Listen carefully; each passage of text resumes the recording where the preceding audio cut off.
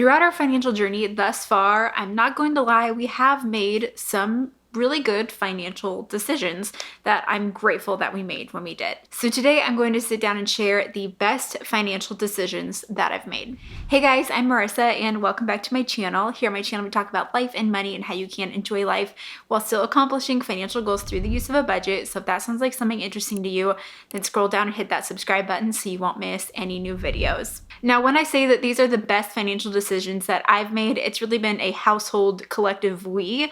I'm married to my husband, Jacob. We've been married for almost 7 years. We got married right out of college, and we also have one son named Peter who will be 2 soon, and we're expecting another baby boy in June. I'm 27 and my husband Jacob is 30, and honestly, we started our financial journey pretty early on in our lives, right when we got married out of college.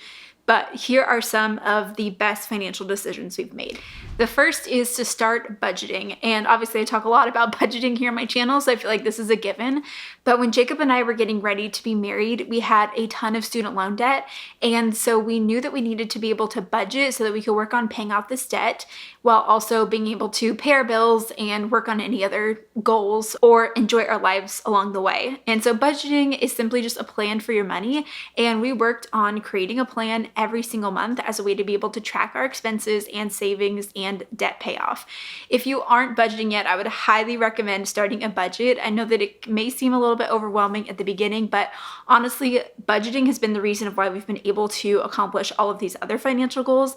We wouldn't be able to do that if we didn't have a budget and knowing where our money is going. If you want to get started with budgeting, I actually have a course called the Budget Breakdown course, which walks you through everything you need to know about budgeting, and it's at a very affordable price of only $37. You get lifetime access. It's a video course. It also comes with my best-selling budget template so that you can get started with budgeting. So I will go ahead and leave a link to that course down in the description box below so you can check it out. The next best financial decision that we made was to pay off debt as soon as possible, and obviously I kind of hinted to that. But my husband Jacob and I, we met going to a private Christian university, which we love getting to go to, but it was very expensive. And each of us ended up with about $40,000 of student loan debt when we graduated. And I even graduated college in 3 years, so that's a lot of student loan debt. So as we were preparing for our wedding, we knew that we wanted to pay off debt as soon as possible because we had big goals and aspirations for our lives, like someday owning a house and having a family, and we knew that we couldn't do all of those things if we had all of the student loan debt in the way. So we got to work on paying it off as soon as possible. My husband Jacob actually graduated college a year before me, and during that time he saved for an engagement ring and a couple other necessities, and then he began paying off debt a little bit, but then once we got married we really started attacking it and paying off that debt together. So we were able to pay off $87,000 in 2.5 years, and it came with a lot of sacrifice, not going to lie, and it also came with a lot of budgeting, which was a really great habit for us to start at the beginning of our marriage. It also gave us so much freedom to be able to make other decisions in our lives that weren't based off of how much student loan debt we had or how much of that payment we had of what we could do otherwise. So it gave us so much more freedom to be able to buy a house someday and start a family and not have to worry about having all of the student loan payments. And we also saved on interest because we paid it off sooner than the loan term.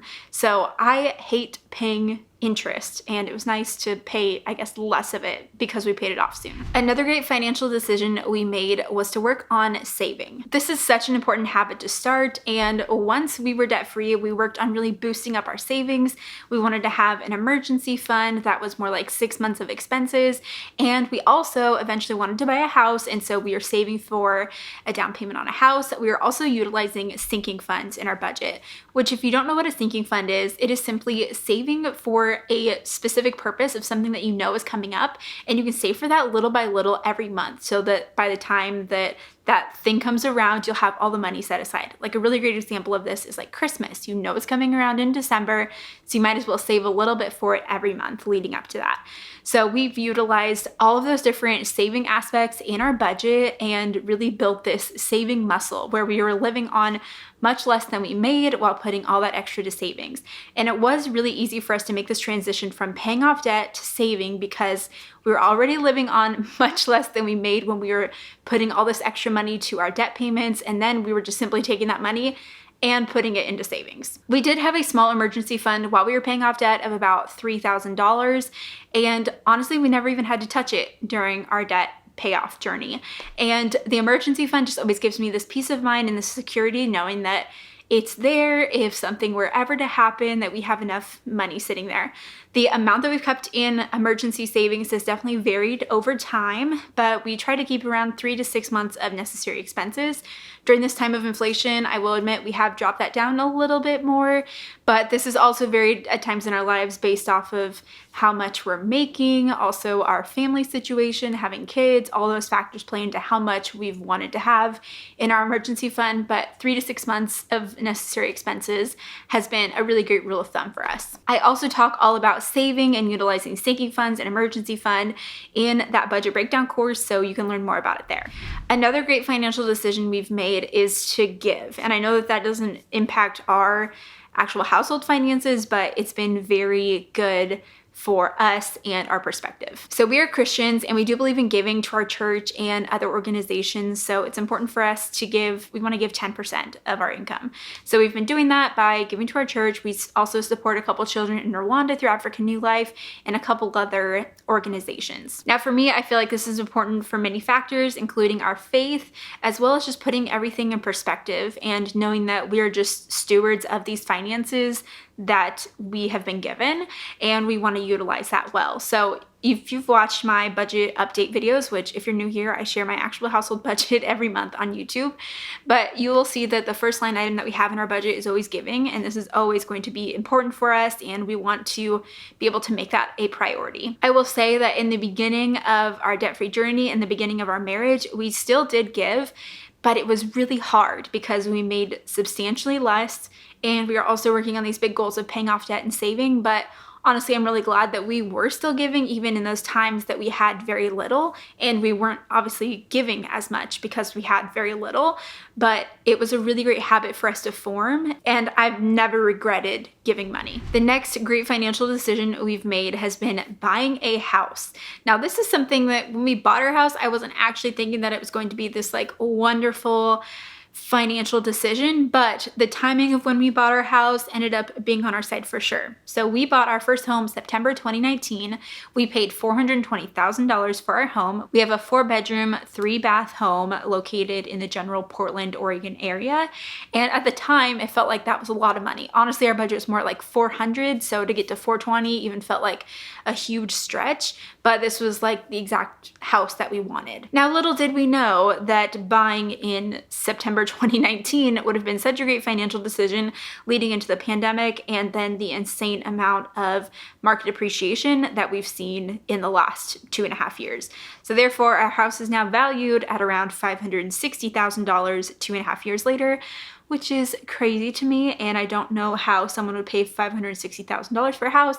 And I also just really feel for anyone out there who's trying to get in the market right now. It is incredibly difficult, and I thought that it was difficult in September 2019. So we actually bought our house under just the idea that we wanted to be homeowners. We wanted to have more space than our 2-bedroom apartment. We wanted to have a garage, have that sense of community, and all the other things, benefits that come with home ownership. And we weren't looking at this as like, this is a really great financial decision. But for us right now, it ended up being that way. Now, we don't make money on our house until it's obviously sold, so that's not an actual gain that we've had on our home for that appreciation. But like I said, I am really grateful that we did end up buying when we did and not trying to look for our first home now, because I know that is really tough. The next great financial decision we made was to invest early and even when we were in debt. So when my husband Jacob and I got married, I was 20 years old, almost 21, but I had just graduated college, and we started our first jobs in business. I had my job working in accounting, and actually so did Jacob at the time, even though he now works in marketing. But we started our like entry-level business jobs, and we worked at the same company, and the company actually matched 4% into our 401k. So if we put in 4%, they'd put in 4%, which is actually a really great match.